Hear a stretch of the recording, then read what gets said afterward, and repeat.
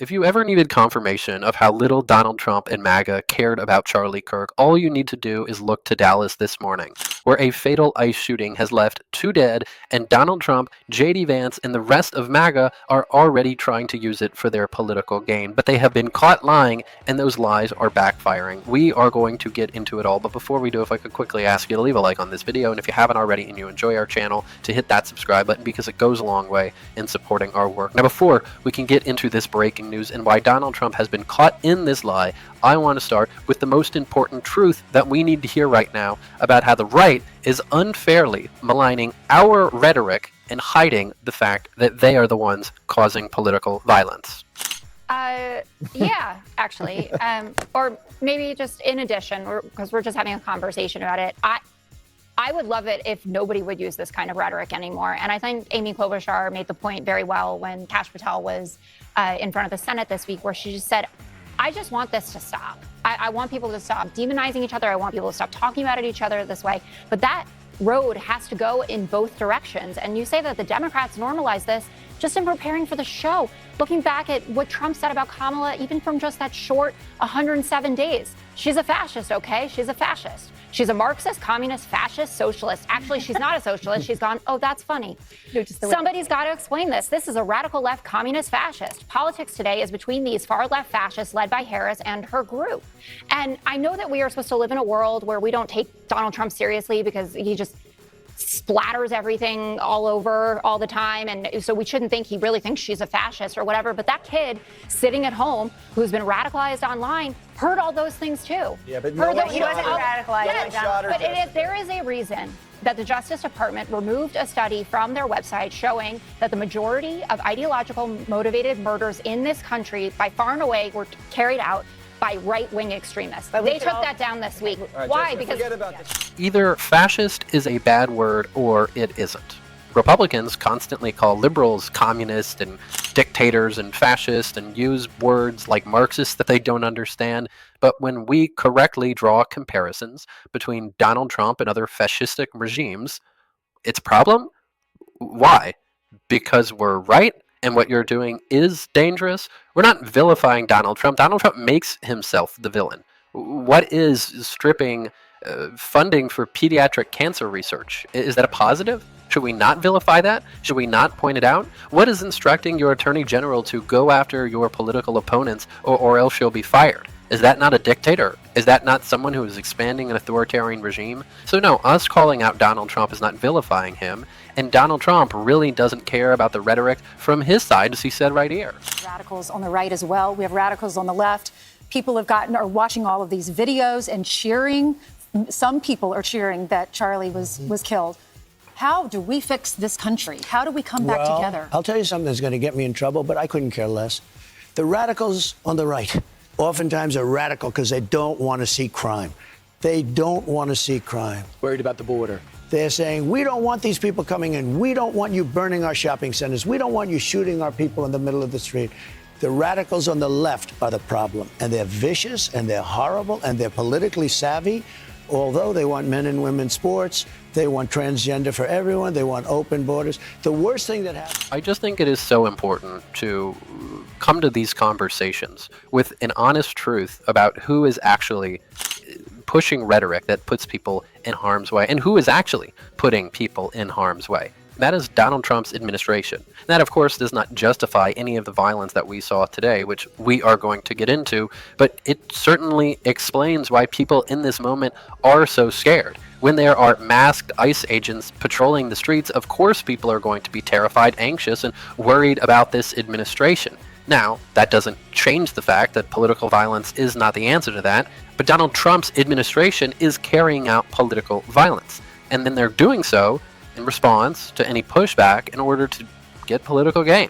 And that is why, in the wake of the shooting that we just saw in Dallas, J.D. Vance jumped to lie, and it all backfired on him. MAGA jumps to blame deadly ICE shooting on radical left. MAGA Republicans have jumped to blame Democrats for a fatal shooting at a Texas immigration facility that killed 2 people and injured another. Federal authorities say detainees were among the victims and no federal agents had been shot. However, even before the circumstances of the shooting were known, Vice President J.D. Vance posted on X that the obsessive attacks on law enforcement, particularly ICE, must stop. Right-wing provocateur Laura Loomer also chimed in, declaring that it's pretty obvious a memo has gone out to the radical left. They will be killing their targets from rooftops. We can see that tweet from Vance right here. And one social media user whose profile is an image of Florida Governor Ron DeSantis even went so far as to suggest that Democrats such as Gavin Newsom, J.B. Pritzker, Jasmine Crockett, AOC should be arrested for demeaning ICE. Democrats like Newsom, Pritzker, AOC, and Crockett are purposefully doing this in the hopes that the radicals in their party will commit acts of violence. The shooting took place before 6:40 a.m. at the Dallas Immigration and Customs Enforcement Field Office, a facility that is typically used to process illegal immigrants after they have been arrested and before they are transported to a long-term detention facility.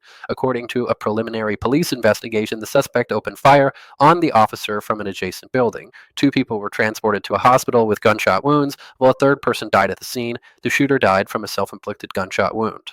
However, details are still emerging, and the FBI is now assisting in the investigation. The shooting, nonetheless, took place amid escalating tensions over ICE, whose officers are central to Donald Trump's mass deportation strategy.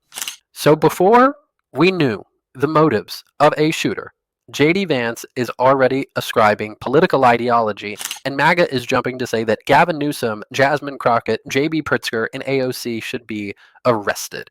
This is dangerous. These people don't care about the facts of a situation. These people don't care about getting us to a place where political violence and the epidemic, the policy failure of gun violence in this country is something that we have long forgotten. They just want to get a political win out of it. And J.D. Vance immediately jumped to say that ICE agents had lost their lives when, of course, the shooting, as it appears right now, was directed at ICE agents, but the only people who have tragically lost their lives to gun violence today were the detainees at the facility.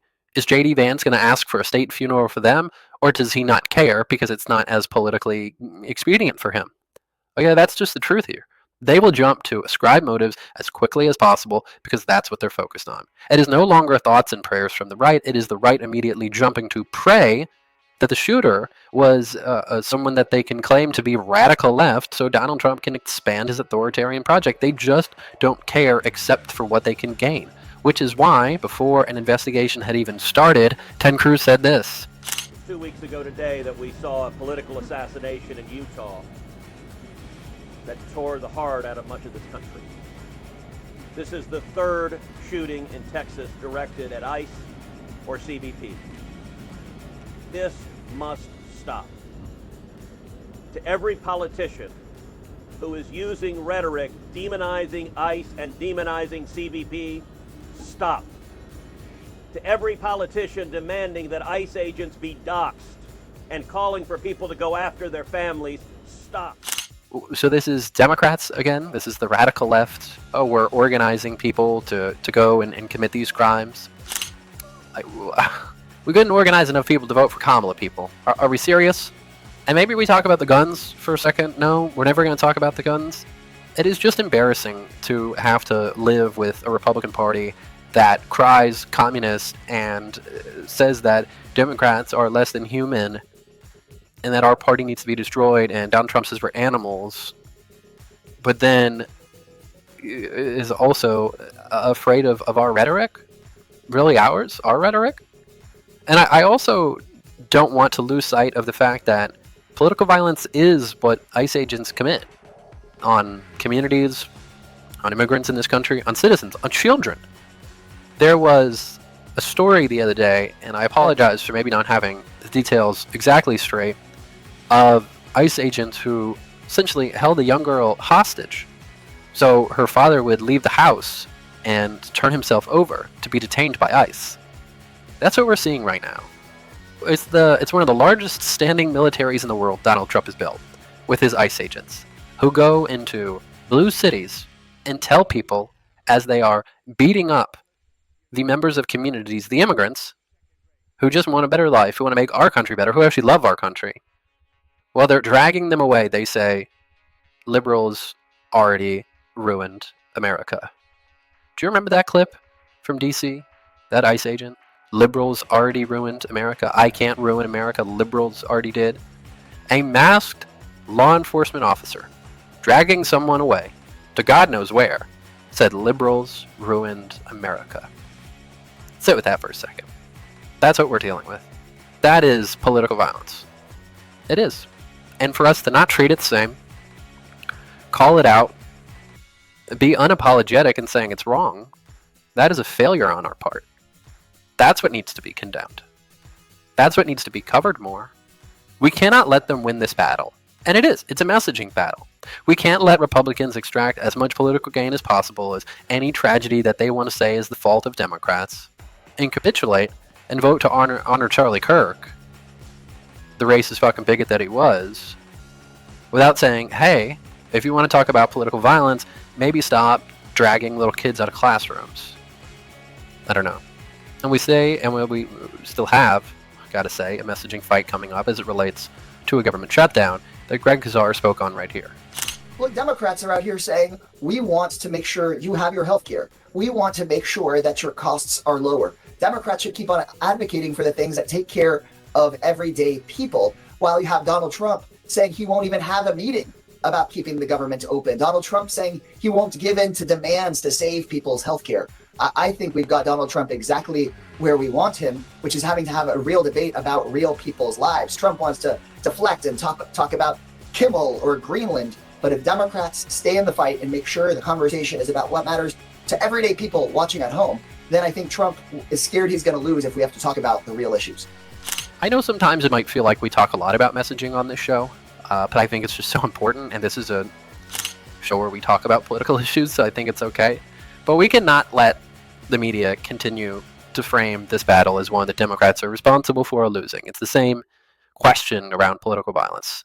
We need to be more assertive, and we are certainly going to be on this show, and we are going to be unapologetic. And if you want to support that, as always, you can hit that subscribe button, leave a like on this video. If you stuck around at the end, drop a blue heart in the comments. And if you want to support my Substack, support the show in another way, you can subscribe right here at the link below, becoming a paid or free subscriber. One of the best ways to support the show. Keep on fighting. Don't let them silence you. And until next time, I'll see you soon.